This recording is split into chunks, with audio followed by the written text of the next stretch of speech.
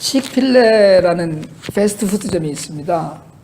아마 재작년인가 3년 전 벌써 되네요. 2014년 9월 달인가 그 패스트푸드점을 시작하셨던 추리엣 케이시라는 분이 돌아가셨어요. 이분이 가셨을 때 워싱턴 포스트 인터넷판에서 그 사망 소식을 게재하면서 제목이 뭐예요? 기사의 타이틀이 뭐였냐면 왜 칙필레는 일요일마다 문을 닫는가? 이게 기사 타이틀이었어요. 사람이 이제 그분 돌아가셨는데 창업자가 Why is Chick-fil-A closed Sundays? 이게 제목이었고요. 그 아래 소제목으로 그 캐시 회장이 늘 했던 답을 달았습니다. 그것은 하나님에 대한 무언의 증언이기 때문이다. It's a silent witness to the Lord. 이렇게 그 타이틀을 달았어요. 패스트푸드 판매점이거든요. 닭튀김 하는 데예요. 근데 일요일 문을 닫습니다. 근데 통계적으로 주일날 매출, 썬데이 매출이 연 매출액의 약 14%가 나온답니다. 일요일 장사에서. 그러니까 100불을 벌 수 있다면 14불을 놓치는 거예요. 일요일날 문을 닫으면. 그런데 칙필레는 1946년에 창업한 이후에 지금까지 썬데이 문을 닫습니다. 그런데 그럼에도 불구하고 그럼 14% 정도가 늘 손해를 보는 그런 매출을 이어와야 되는데 창립 후에 계속해서 매출이 증가해서 몇 년 전에는 뭐 50억 달러의 매출을 돌파를 했고요. 그 워싱턴 DC나 남동부 지역 쪽에 주로 많이 있다고 하는데 1,800개 매장을 갖고 있습니다. 그런데 더 놀라운 건 2010년에 맥도날드의 1년 매출이 얼마인지 아세요 혹시? 맥도날드의 1년 연평균 매출이 한 매장이 240만 달러랍니다. 그런데 2010년에 칙필레가 썬데이에 문을 닫지만 270만 달러로 그걸 가볍게 넘어섰어요. 그러니까 뭐 그 전체적인 매장의 숫자나 이런 것들은 맥도날드가 더 많을지 모르지만 칙필레의 그 단위 매장의 매출이 훨씬 높다는 거죠. 그래서 사람들은 칙필레가 일요일에 문을 닫는데 어떻게 저렇게 성공적으로 사업을 하는지 궁금해하고 있고요. 그래서 유수한 경영대학원의 연구 대상이 되기도 했답니다. 근데 이 썬데이에 주일날 문을 닫는 건 창업자인 추리엣 캐시 회장의 결정 때문인데요. 일요일날 문을 닫음으로써 우리가 하나님을 경외하는 방법의 하나일 뿐이다. 그것이. 그러니까 사업보다 더 중요한 것, 다시 말하면 돈을 버는 것보다 더 중요한 것에 우리 관심이 집중하도록 하는 방법이다. 그래서 사람들이 일요일날 굉장히 많이 사람이 북적이는 쇼핑몰을 따고 왔는데 칙필레 매장만 문을 닫고 있다면 그걸 보는 것으로서 사람들에게 무언으로 말하지 않아도 하나님이 살아계신 걸 증거하는 거다 이런 얘기를 했어요. 그러니까 이런 까닭에 그 칙필레나 추리엣 캐시 회장을 용기 있는 기독교 사업가 또 뭐 하나님의 기업 이런 칭송을 듣게 했고요. 아직도 승승장구하고 있습니다. 지금도 뭐 굉장히 잘 판매를 하고 있고요. 그래서 이런 걸 보면서 기독교인은 주일을 하나님의 날로 드리고 믿음을 지키기 때문에 돈을 많이 번다 이렇게 얘기하고 싶어지는 거예요. 그 회사는 일요일날 일을 안 하니까 돈을 뭐 많이 번다. 제가 전에도 뭐 그런 비슷한 이야기들을 좀 많이 간증처럼 말씀을 드린 적이 있는데 하나님께서 주일을 지키니까 복을 주셨기 때문이다 이렇게 말하고 싶어지는 거예요. 저도 그러고 싶거든요. 봐라 주일날 문 닫으니까 돈 벌잖아 뭐 이렇게 얘기하고 싶은 게 제 심정이에요. 근데 여러분 그게 그렇게 단순한 것 아닙니다. 저는 칙필레가 이렇게 승승장구하고 돈을 많이 벌고 사업이 성공하고 있는데 하나님이 도움이 있다고 저는 믿고 싶습니다. 믿어요 또 그러고. 근데 여러분 하나님 말씀 지키면서 사업해도 망하는 사람이 있습니다. 하나님 말씀대로 망하는 사업이 있거든요. 근데 칙필레에는 이 주일날 문을 닫는 것을 포함해서 5가지 운영 원칙이 있다고 그래요. 추리엣 캐시 회장이 밝힌 사업 성공의 5가지 비결. 첫 번째가 정성과 확신을 갖고 사업을 해라. 대충 하지 말고 의심하지 말고 확신을 갖고 나가라. 그게 첫 번째고요. 두 번째가 직원들이 회사에 충성할 수 있는 분위기를 만들어라. 그러니까 직원들한테 잘해주라는 얘기예요. 세 번째로 우리가 늘 흔히 할 수 있는 얘기죠. 최대의 친절로 손님을 잃지 말아라. 네 번째로 이익보다 원칙과 사람을 우선해라. 흔히 할 수 있는 이야기인데 잘 안 지켜지는 것들입니다. 그리고 마지막이 일요일에는 문을 닫아라. 이게 5가지 경영 원칙이에요. 그러니까 일요일에는 문을 닫으라는 데서 기독교인들이 열광하는데요. 거봐, 일요일날 문 닫으니까 번창하잖아. 그런 이야기를 해요. 그렇지만 이게 단순히 주일날 문 닫는 그 믿음 하나뿐이 아니고 정성을 다하고 확신을 갖고 사람 우선이고 고객에게 정말 다하는 그런 자세가 있기 때문이라는 겁니다. 그 자기 하는 일에 자부심이 있는 거고요. 그래서 제가 페이스북에 공유한 기사인데요. 한번 여러분들께 읽어드리고 싶어요. 어떤 분이 치필레 밥을 먹으러 갔다가 홈레스 같은 사람이 들어와서 사람들에게 남은 음식 좀 구걸하는 그런 환경이었는데 치필레 매니저가 나와서 한 일을 보고 쓴 그 글과 사진입니다. 한번 읽어드릴게요. 오늘 딸 스텔라를 데리고 치필레에 갔습니다. 딸과 데이트할 때마다 자주 찾는 곳입니다. 깨끗하고 잘 정돈되어 있고 아이가 좋아하는 실내 놀이터도 완비되어 있습니다. 식사가 끝나고 달콤한 디저트 타임 전 실내 놀이터에서 또래들과 신나게 놀다 온 딸을 데리고 아이스크림을 받으러 갔습니다. 기특하게도 딸은 테이블 앞에 얌전히 앉아서 아이스크림을 먹었죠. 음료 리필하는 곳 바로 옆 테이블에 앉은 저희는 정말 운 좋게도 이 아름다운 광경을 코앞에서 목격했습니다. 떠돌이 여행객으로 보이는 사람이 레스토랑으로 들어와 남는 음식이 좀 있냐고 사람들에게 묻더군요. 이 사진이 그분이 올린 사진이에요. 낡은 신발에는 아직 채 마르지 않은 진흙이 덩어리진 채 붙어 있었습니다. 머리는 떡이 져 있고 수염 상태를 보아하니 마지막으로 면도한 게 언제인지 도통 알 수 없을 정도였죠. 근처에 앉아있던 손님들은 정색하며 그 사람에게서 최대한 멀찍이 떨어지려고 했습니다. 하지만 여전히 남자는 다른 사람들에게 아주 공손했답니다. 레스토랑 매니저가 오길 기다리는 동안 그는 조심스럽게 말을 건네는 손님들에게 상냥한 미소를 지어 보였습니다. 잠시 뒤 온 매니저는 그에게 그냥 간식거리나 남은 음식이 아니라 갓 만들어진 세트 메뉴 하나를 제공하겠다고 말했습니다. 남자를 위해서 기도를 올릴 수 있게 해준다면 말입니다. 조금의 지체나 망설임도 없이 남자는 바로 고개를 끄덕였습니다. 근처의 손님 그 누구도 더는 입을 열지 않았죠. 무척 분주한 시간대였지만 매니저는 남자의 앞에 서서 몸에 손을 얹고 기도를 하기 시작했습니다. 정말 사랑과 진심이 가득 담긴 기도였습니다. 그 떠돌이 여행객은 직원들에게 방해가 되는 존재가 아니었습니다. 그는 오늘 아침, 다른 날 아침이라도 이 레스토랑이 문을 열어야 할 이유였습니다. 저는 딸에게 저 장면을 똑똑히 보라고 했고 스텔라는 눈을 반짝이며 가슴 뜨거운 광경을 지켜봤습니다. 무슨 일이 일어나는지 설명을 듣고 난 딸은 기도하던 매니저를 따라 고개를 푹 숙였습니다. 그때 저는 치필레이가 단지 돈을 벌기 위해서가 아니라 사람들을 진심으로 위하는 마음으로 가게를 운영하고 있다고 느꼈습니다. 위협이 될 만한 요소는 애초에 싹 없애버리려는 공격적인 경쟁사들과는 다르게 치필레이는 흔들리지 않고 그들의 원칙과 철학을 지키고자 노력하고 있었습니다. 딸에게 삶의 교훈을 일려줄 수 있어서 사회의 본보기가 되는 행동을 지켜보게끔 할 수 있어서 무척 소중한 경험이었습니다. 치필레이 정말 감사합니다. 이 경험하고 그분이 사진 찍어서 써서 페이스북에 올린 글이에요. 간단히 음식만 주고도 보낼 수도 있었을 텐데 온 마음을 다해서 이 낯선 이에게 친절을 베푼 매니저, 이 이야기가 50만 명이 넘는 사람들로부터 좋아요를 받았다고 그래요. 한국의 대표적인 기독교 기업으로 그 예수를 팔아서 장사하는 기업이 하나 있습니다. 이랜드라고 하죠. 엄청나게 돈을 커서 많이 컸습니다. 사회적으로 지탄을 받고 있습니다. 이랜드는 예수를 팔아서 장사한 기업입니다. 예수 팔아서 돈 번 기업이에요. 박성수 회장 교회 장로로 곳곳에 특별히 청년들 집회에 나가서 간증 많이 했습니다.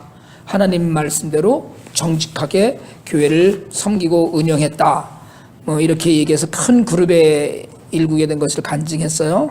근데 여러분, 알바생들 계약직, 정규직 할 것 없이 임금 착취하고 임금 산정을 아주 비열하게 해서 지탄받고 있습니다. 15분 잘라먹기, 오버타임 20시간만 인정하고 100시간 이상 시키기, 이런 일들. 자기 돈으로, 종업원이 자기 돈으로 식자재 운반비 내기, 뭐 얼굴을 들 수 없을 정도의 비열한 짓을 했더라고요. 뭐 애슐리 자연별곡 이런 식당 체인을 하는 이랜드 파크라는 부분이 있는데, 뭐 사실 예전부터 다른 부분에서도 말이 많았죠. 심지어 뭐 어떤 국회의원이 계산한 바에 따르면 이렇게 힘들게 하는 직원들 못 받은 임금이 900억에 달한답니다. 도둑놈들이죠. 이런 기업은 빨리 망해버려야 됩니다.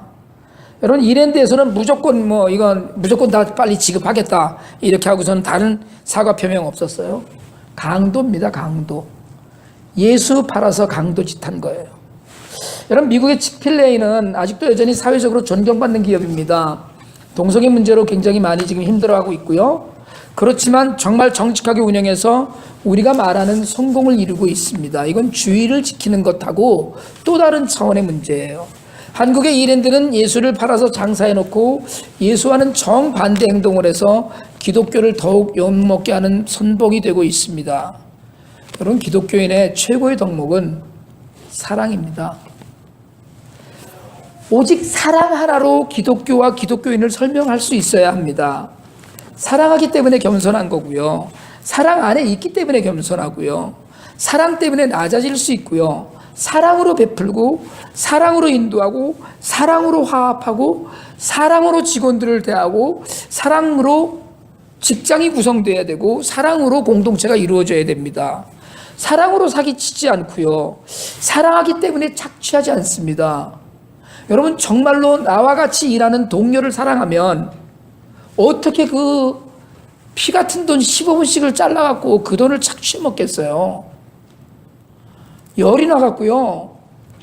이건 정말 빨리 망해버려야 되는 기업이에요. 대표적인 기업이 이랜드입니다, 지금. 저는 박성수 회장은 감옥에 가야 된다고 분명히 믿습니다. 이런 짓거리를 하고, 그러고도 여전히 예수를 팔고, 이러고도 여전히 돌아다니면서 하나님을 간증해요. 저는 하나님을 간증하는 게 아니고요. 하나님을 욕먹이는 겁니다. 한동안 참전 회장이 다니면서 11조를 미리 해라 이따고 헛소리를 해갖고 정말 뜻있는 개혁 교계의 지도자들한테 욕먹었는데요. 여러분, 이건 정말 말이 안 되는 짓입니다.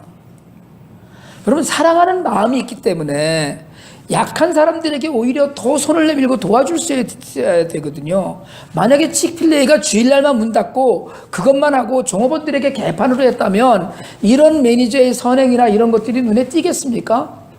절대 그렇지 않습니다. 이미 그 안에 예수가 완전히 녹아져 있기 때문에 주일날 문 닫는 건 그냥 하나의 기본이고요. 그 안에 모든 것이 있기 때문에 우리의 삶이 마찬가지라는 거예요. 제가 얼마 전에 한국에서 온 처남 일행을 태우고 맨하탄에서 뉴저지로 들어오는데요. 조지스톤 브리지 쪽으로 들어오는 길에 차가 많이 막혀서 가고 있는데 홈리스한 사람이 종이에 구걸하는 글을 써놓고 있었어요. 그래서 제가 창문을 열고 1불짜리 하나를 건네주니까 처남 일행 중 한 사람이 그러더라고요. 아유, 돈을 주는 사람이 있구나. 여러분, 많습니다. 그날 길이 막혀서 다행히 차가 서행을 하니까 제가 돈을 줬지, 때 길이 안 막히면 그냥 휙, 왜냐하면 거기서 잘못쓰면 사고 나니까 그냥 지나치죠. 주고 싶어도. 그래도 제가 예수 믿는 사람인데 그냥 지나치는 건 배운 대로 하는 것이 아니라고 저는 믿습니다. 여러분, 앞으로 여러분들도요, 길에서 구걸하는 사람을 보면 아무 이유 묻지 말고 돈 주세요. 그거 따지는 사람들이 있습니다. 저것들 다 뭐 나쁘다는 둥, 무슨 뭐 어떻다는 둥. 그래도 그냥 주세요. 그걸 하나님이 하실 일이에요. 우리는 배운 대로 하기만 하면 돼요. 배운 대로. 배운 게 뭡니까? 가난하고 연약한 사람들을 돕고 주라는 거예요. 그게 기독교인 때문에 세상이 훈훈해지는 것이고, 그게 예수 믿는 사람들 때문에 세상이 살맛 난다, 이런 이야기를 듣는 거거든요. 예수 믿는 사람들 때문에 세상이 더 어지러워진다, 이건 옳지 않다고 저는 믿습니다. 앞으로 계속해서 로마서를 강해야 되기 때문에 이 이야기 할 날이 언제가 오겠지만, 바울은 로마서 11장까지 여러 가지 논증을 하고 교리적인 설명을 하고 로마서 12장부터 15장까지 실천적인 교훈을 이야기합니다. 그래서 오늘 우리가 읽은 16절 앞부분 제가 잠깐 좀 보려고 하는데, 잠깐 한번 같이 한번 읽겠습니다. 로마서 12장 9절로 15절까지입니다. 사랑에는 거짓이 없나니 악을 미워하고 선에 속하라. 형제를 사랑하여 서로 우애하고 존경하기를 서로 먼저 하며 부지런하여 게으르지 말고 열심을 품고 주를 섬기라. 소망 중에 즐거워하며 환난 중에 참으며 기도에 항상 힘쓰며 성도들의 쓸 것을 공급하며 손 대접하기를 힘쓰라. 너희를 박해하는 자를 축복하라. 축복하고 저주하지 말라. 즐거워하는 자들과 함께 즐거워하고 우는 자들과 함께 울라. 여러분, 이렇게 사랑으로 선을 행하고 즐거워하는 자들, 슬퍼 우는 자들 다 함께 하자는 거예요. 그게 성도의 삶입니다. 그런 행동을 가르친 후에 이 15절까지 이 이야기를 한 후에 오늘 우리가 읽은 16절을 이야기해요. 서로 한 마음으로 공동체를 이루라는 거예요. 여러분, 마음이 하나로 합쳐지면 무서울 게 없습니다. 외롭지 않고 두렵지 않아요. 공동체 안에서, 가정에서, 교회에서, 직장에서, 학교에서 여러분 누군가와 한 마음이 된다는 건 굉장히 든든한 일이거든요. 그러니까 마음이 나누기 때문에, 분열이 있기 때문에 사탄의 공격에 무너집니다. 우리가 혹시 좀 부족해도 내 사람이 최고야 이런 이야기하고 살면 사탄이 공격을 할 일이 없어요. 결혼한 사람들이 자기 아내와 남편 사이에 마음이 갈라지니까 결국은 엉뚱한 불상사들 일어나고 정말 그 문란한 일들이 생겨나는 거지. 한 마음이 되면 그 누구도 어떻게 흔들 수가 없는 거거든요. 여러분, 부부가 싸우면 사탄이 춤을 춥니다. 성도가 싸우면 사탄이 잔치 벌려요. 물론 악에 대해서 싸울 수 있어야 돼. 옳지 않은 것에 대해서는 싸워야죠. 무조건 덮고 가고 무조건 그냥 가는 것이 옳은 건 아닙니다. 하지만 공동체 안에서 용서가 있고 사랑이 있으면 마음을 하나로 만들 수 있어요. 거기에 낮은 마음이 있습니다. 여러분, 내가 낮아지면 남의 허물이 안 보여요. 남의 위대함만 느낀다. 내가 낮아 있는데. 그러니까 여러분, 마음을 같이 해야 앞서 말한 그 바울이 말한 그리스도인의 선한 삶을 살 수 있는데, 남의 단점이 아니라 장점만 보는 안목을 길러야 되는 거거든요. 그러니까 여러분, 낮은 것, 낮아지는 것. 그러니까 하나님이 저를 이렇게 키를 작게 만드신 이유가 있다고 생각을 하는 거거든요. 샘플 제가 이렇게 낮아져서 남을 저는 여러분들을 다 높이 봐요. 진짜 높이 봅니다. 뭐 여기에 서정이하고 승은이만 빼고는 다 저보다 높은 분들이니까 이게 남의 장점을 볼 수 있는 안목, 이걸 갖는 거거든요. 그러니까 가정이 갈라지고 사회가 패를 갈라서 손가락질하고 용서가 없는 세상은 교회가 분열될 때 심해지는 거예요. 여러분, 교회가 하나가 되면 세상에 소망이 있습니다. 교회가 하나가 되어야지 세상에 소망이 있는 거예요. 그러니까 세상의 소망은 교회에 되는데 교회가 갈라지면, 교회가 나누면, 그러니까 서로 마음을 같이 하여, 이게 바울이 지금 우리에게 하는 얘기예요. 공동체를 얘기하는 거거든요. 믿는 자들을. 그렇게 마음을 같이 하기 위해서 대화도 하고 모여서 교제도 하고 자주 만나기도 해야 되는 거예요. 예배로 만나고 성경 공부로 만나고 뭐 차 한잔 마시려고 만나고 밥 한 끼 같이 하려고 만나는 이런 모든 것들이 정말 중요합니다. 요즘은 카톡이나 메신저로 다 이야기하잖아요. 얼굴을 맞대고 이야기하는 시간이 여러분 사람에게 정말 중요하고요. 대화는 오고 가는 거거든요. 제가 카톡을 보내거나 또는 뭐 전화를 하거나, 저는 정말 속상한 게 이렇게 그룹 카톡에도 딱 올리면 내 전화기에는 노란 것만 보이는 거야. 나만 올렸어, 나만. 대꾸를 안 해, 대꾸를. 여러분, 근데 대꾸하는 것이 정말 중요합니다. 그냥 이거 제가 카톡을 보내서 대꾸하는 사람은 그 김인주 선생하고 담비자매밖에 없어. 그냥 뭐 목사님이 정말 괜찮아요 뭐 이러고 말이 안 되는 얘기라도 그냥 해주고 이러면 그게 신나는 건데, 뭘 얘기를 해도 이 사람들이 본 건 확실한 것 같은데 얘기가 없어요. 근데 여러분, 대화하는 건 디지털이 아니고 아날로그여야 됩니다. 이게 사람이 사는 거예요. 마음을 낮추면 세상이 평화로워 보입니다. 지난주에 말씀드렸지만 여러분, 기준을 낮추면 가치가 달라져 보여요. 기준을 높게 뭐 높고 낮게 잡는 것이 아니고요. 나는 기준이 높아. 나는 뭐 돈이 얼마 이상 있어야 되고 공부는 어디까지 해야 되고 뭐 이런 기준이 아니고요.